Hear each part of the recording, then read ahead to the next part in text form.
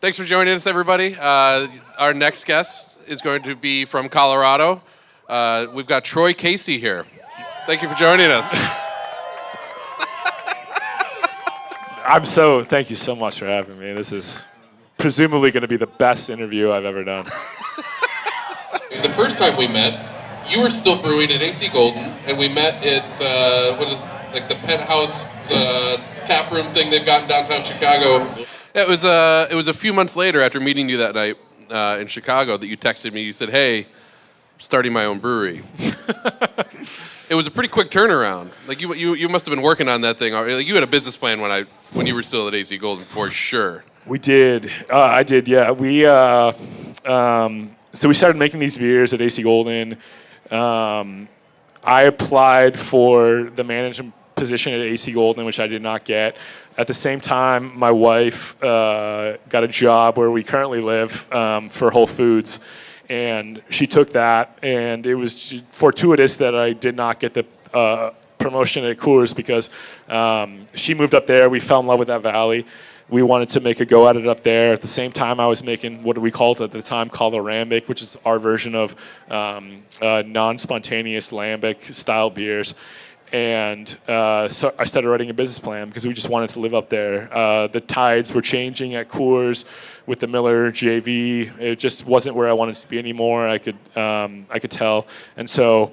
But to go from that to a pretty remote area of Colorado, that's a tough decision to make to start a brewery that far out there. It's not like you're doing it in Denver. Yeah, it's pretty stupid, for sure. Yeah. So I think I saw it noted in one of your original interviews that you were hoping to sell 10 to 16% of the beer you made through your own tasting room.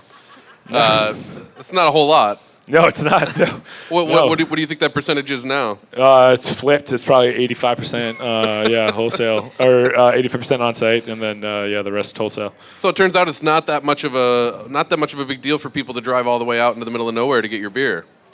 So Glenwood Springs, where we are, is such a fun area to come and visit and see what we're doing, but also just to spend time. Even if you're for families, it's easy. It's an easy trip because there's hot springs and there's hiking and all that stuff. Even if you're a single person, you just want to go fish. It's a fun place to be for sure, which is what I like to do, fish. So, yeah. I mean, it's fortuitous for you that your business plan was able to flip based on these factors.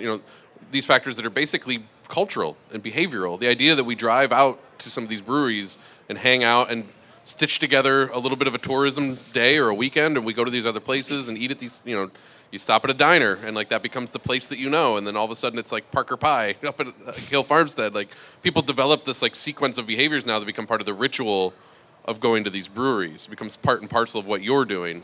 How does your town feel about that? Most people don't know we're there, and so when we first started, when there was no lines, before this was just what it became. Our locals would come, and those locals don't come anymore because it got overran by the people that come from out of town.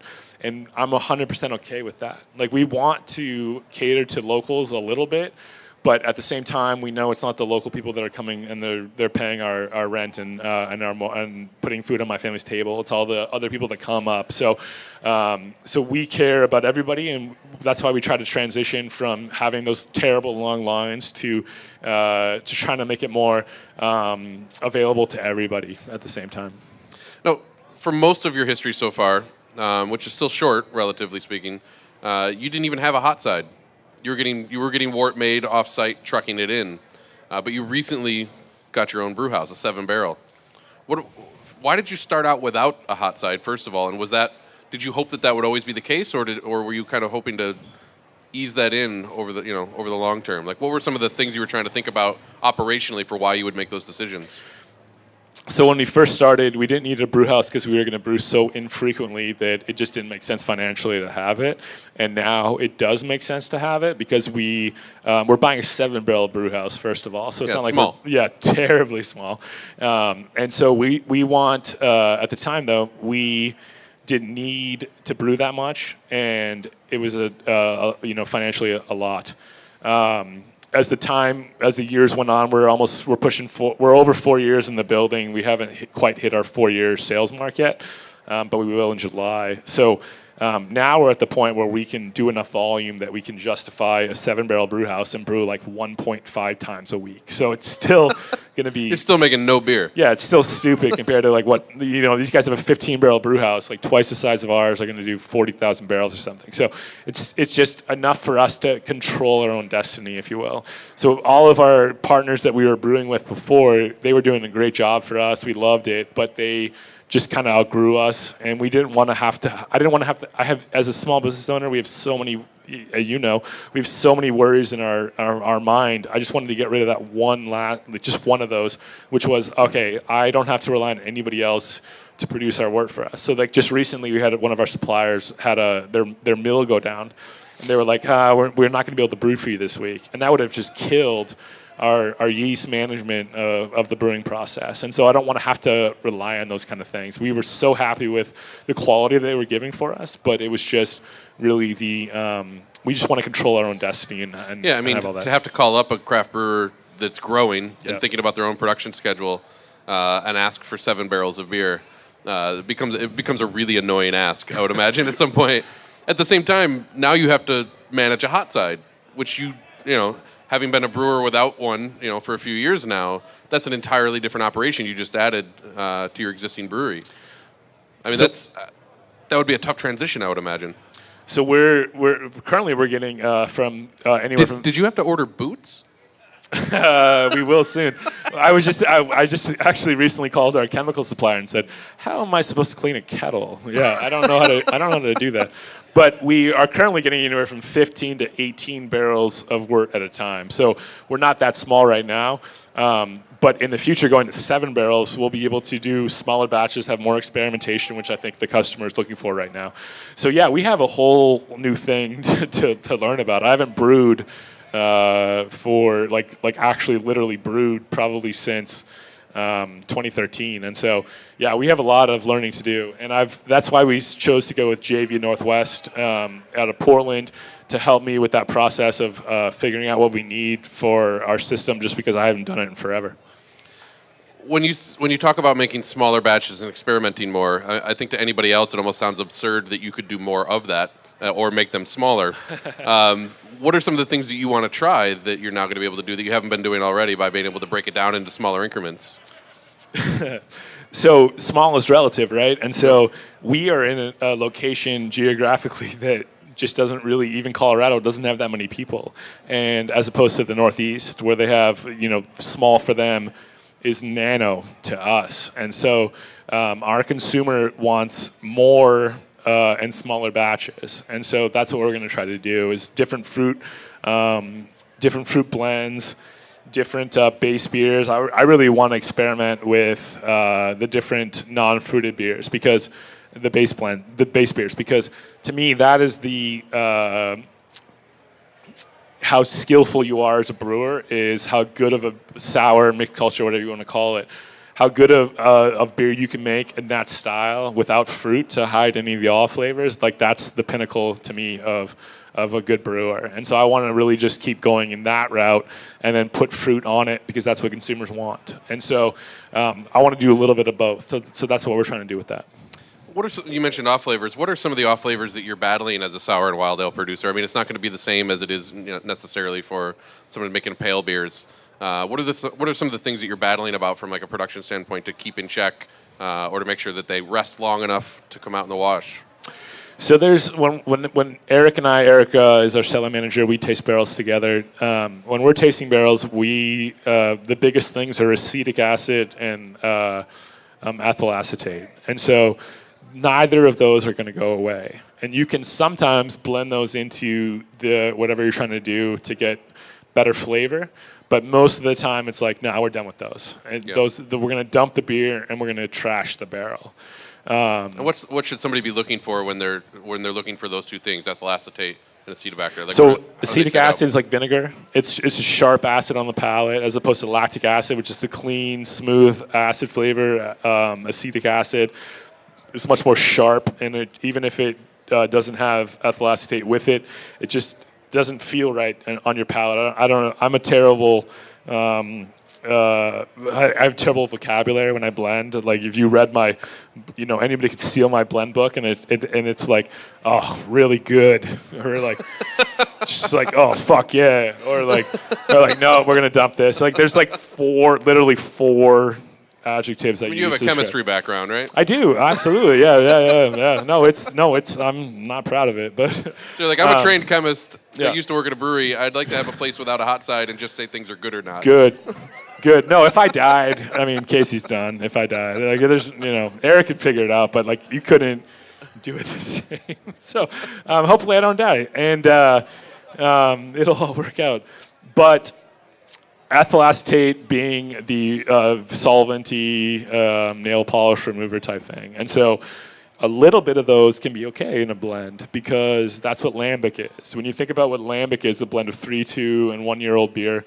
Those are nobody back hundreds of years ago was like, oh yeah, we're gonna make a beer, and we're gonna have to age a beer for 3 years, and we're gonna have to age a beer for 2 years, and we're gonna have to age a beer for 1 year, and then blend them at a certain percentage because that's what the consumer wants. No, it was all because that's what they had to do because they had that much beer left over, and they had acetic acid in those beers. They had to blend young beer into it, and so. Which creates structure. It creates structure, it creates complexity, and it doesn't become overwhelming if it's done in the right way. And so a little bit of those flavors can be done really well. But it really just comes down to what you are looking for as your for your brand. For the Casey brand, is not acetic acid heavy, and it's not ethyl acetate heavy. And so we dump a lot of beer, especially in our Oak Theory line of beers, because they just are not what we want them to be. Let's talk about the way that you use fruit specifically. I find you to be using when I've heard you talk about fruit in the past, you've done it from almost like an agricultural standpoint. Tell me about how do you go about deciding which fruits you want to use and then how you want to use them ultimately, to get the end results that you're looking for.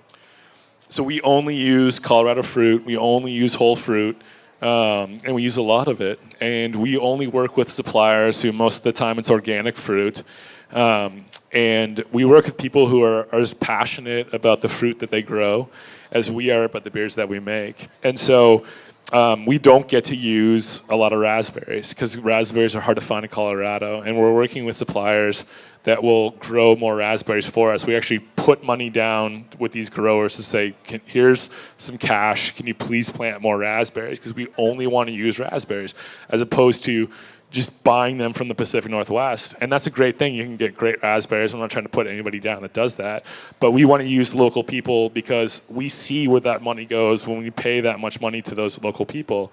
So we only use whole fruit because I believe that whole fruit in beer gets you a flavor that you cannot get any other way, whether you're using a puree, whether you're using a concentrate. Those are going to be different. They can be great as well. But we only want to make beer that gets the flavors from using it pure because that's what I would want to drink, and I think our consumers want to as well. Emotionally, that makes sense to me. But you're a trained chemist. Help me understand. How do you explain that is true? That gives you a flavor you can't get any other way. It's a flavor you can't get any other way because it's using whole fruit. I'm not saying it's better or worse. I'm sure you can get a more intense flavor if you use a puree, if you use a concentrate. But we're not necessarily looking for intensity. We're looking for authenticity. And so that's what we're really trying to do is by using these whole fruits that we can get that nobody else can replicate if they're using concentrates, if they're using purees. And so that's how we're doing it that way. Unique characteristics. Unique characteristics. We're not trying to necessarily always drown out the flavors of the base beer too. And so we're always striving to make a better base beer to put on that fruit so you get a balance, whether it be 50-50 flavor contribution from the fruit from the base beer or just like a dominant fruit characteristic while having a little bit of the base beer with it.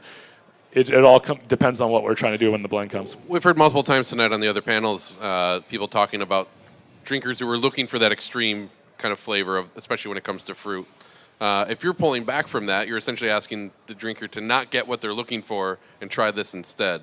Do you get feedback, whether it's over the internet or over your bar or in person or whatever, where people do wish it had more of something, or are they finding their way to the same enjoyment of that product that you have personally? I think we're honestly doing based on what you just said, I think we're getting it different. We're getting people saying they want less fruit sometimes because we're doing. Okay. I don't know if that was true. I don't think that was for you. Yeah, somebody else just. Way to be a narcissist. Having a good time, but you're like, yeah, whatever. Okay. So we often see people that are like, I want less fruit. I want more of that balance, the delicacy. So it's easy to put a bunch of fruit in a beer and make something that's pretty good.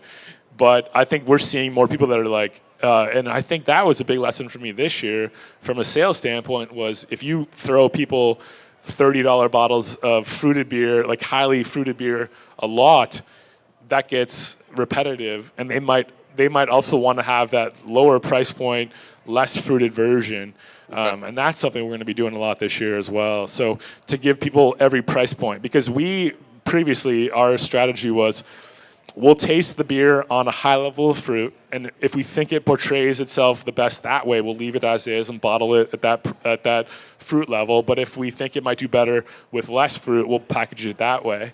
And so we always let the beer tell us what to do. And what we've learned in the last 12 months is that consumers might disagree with that, and they might really want a less fruited version of what we're thinking, even if it might be a fraction of a percentage less than what I might want it to be. And that's not as important to them as what it could be. So, when it comes to these beers, we talk a lot about the ingredients like fruit that are going in there or the barrel process or the age of it, but we don't always, we rarely ever talk about the base beer itself. And you've mentioned the base beer a few times today. And now that you've got the hot side coming in with your own brew house, you're going to be making that base beer. How do you approach that? Are you designing a base beer recipe, from the grain up for a specific profile you're looking for a specific beer, or do you have a few that you use repeatedly to go in different directions with? So we have 4 different base beers that we do right now that have gone on fruit as of now. The 90% of which was our Saison, just our house Saison, which over the years has become more acidic than when we first started. And now we're the yeast colony that you're brewing with. But also us, also hot side, also us dropping the hops for the bittering hops. And I think that's had a big play in that. And so we're actually going back up now, I think, a little bit. And by having our own system, as opposed to doing 18-barrel batches, if we can do 3 7-barrel batches and really play around more with that, knowing that we can always blend those equally to learn what we really want to do with those.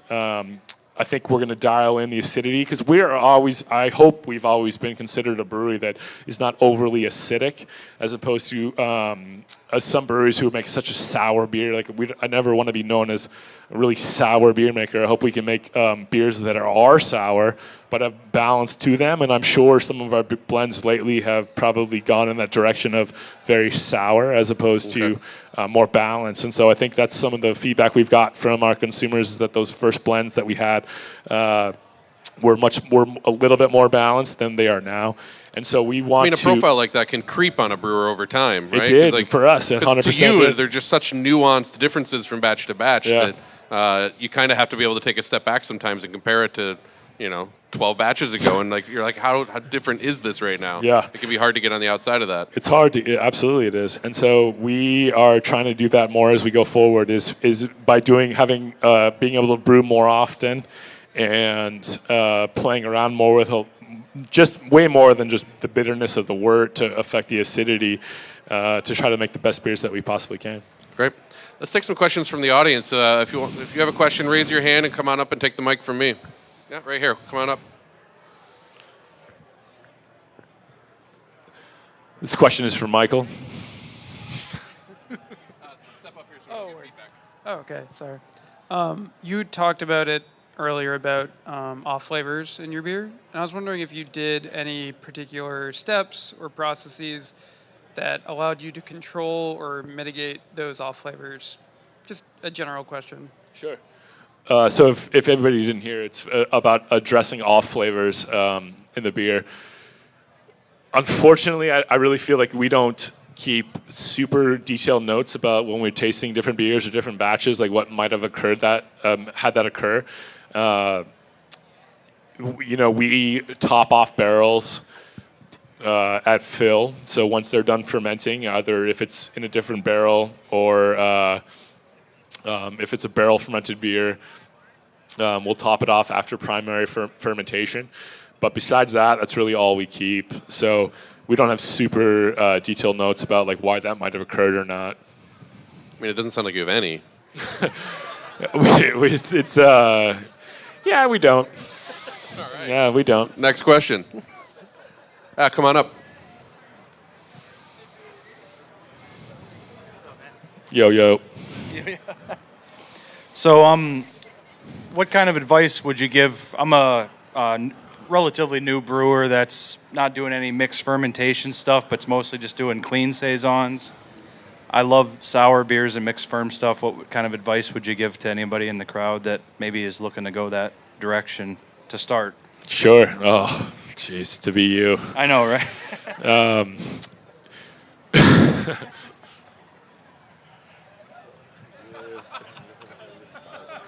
So I would, if I were you, I would pick the brand that you really liked, whoever's beer that you wanted to, that inspires you, and do as much research as you possibly can to figure out what their processes are.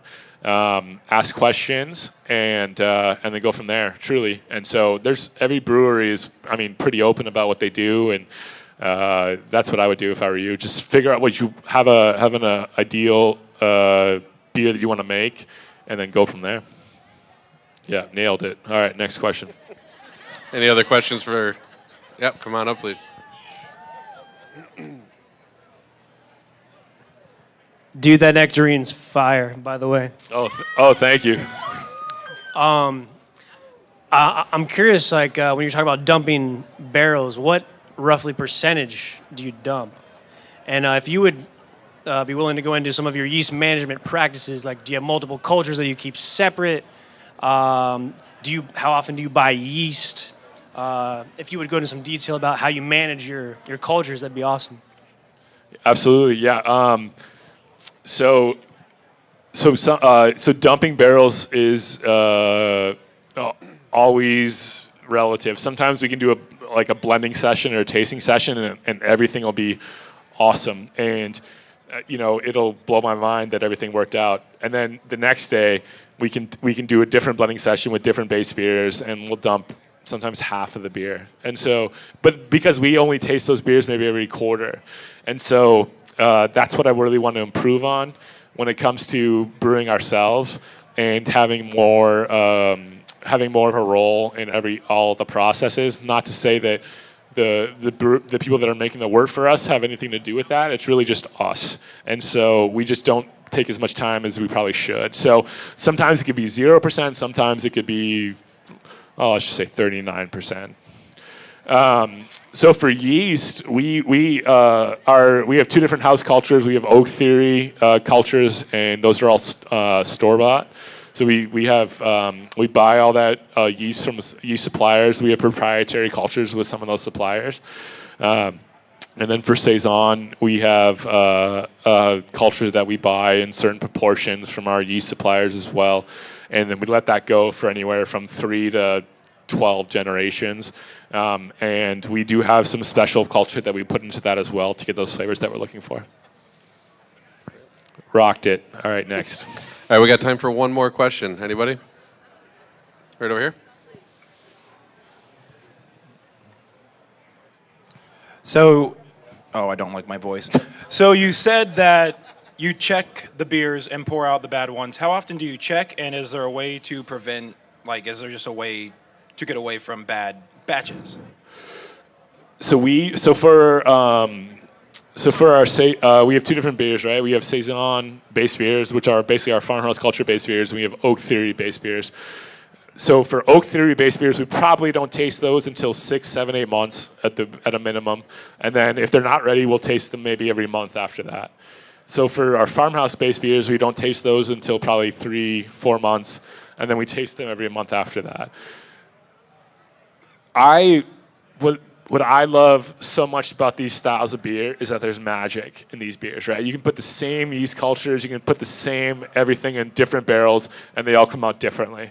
And so I'm not looking at this from an analytical point of cost of loss or all these things. So I own 100% of Casey. We don't have anybody we report to, and in doing so, I don't have to answer to anybody when I say like we're gonna dump 50% of what I just tasted. Like that's stupid. Like who's running a business that way? But when you're selling the beers that we are for such a high amount, you have to have that quality standpoint, or else nobody's gonna buy it. And so, so there's. I mean, I'm sure you could monitor it every month, like to figure out like this is turning acetic, let's use it now. But if it's turning acetic, it's not ready any other way, presumably, if you ask me. And so like just dump it. And then I tell my employees, like, get rid of that barrel. They're like, that's a puncheon. Like you paid a lot of money for that puncheon. And I'm like, get rid of it. Like it doesn't help. It's not helping us right now. Like you can't look at it like the way that any smart business person would look at like what we're doing. Because it's not, like it's just not. And so, and if I started this business being like having a business like major or whatever, like I would make different beer. But I live on a river, and I see small amount of water pouring through where I work every single day. If I lived in downtown Denver and I saw traffic after traffic, and I was just constantly stressed about what was going on, like that would make different beer. And so we live in a place that helps facilitate the way we make those beers. So I'm sure you could figure out those ways to find those red flags, if you will, to dump it earlier. I don't think that way. Do you sometimes get rid of the barrel entirely, or is it just the beer in the barrel? Sometimes we'll use the barrel if it's acetic or it has ethyl acetate. If it has flavor, so the question was, sometimes will you use a barrel if it has those off flavors? I will use those barrels sometimes if it contributes positively to the blend. So if those acetic acid or the ethyl acetate contributes positively to the blend, I'll use it and then dump the barrel. 90% of the time, if I taste a barrel that has those characteristics, we dump the beer and we dump the barrel. We post on Facebook. We have a barrel for sale. You're just gonna dump that on someone else. Yeah. And then homebrewers say, when was it empty? And I'm like, bro, don't fill it. If it was good, I wouldn't dump it. Michael Kaiser, everybody, over here. Look at this. Left hand Casey, shake. thank you for joining us. Shake.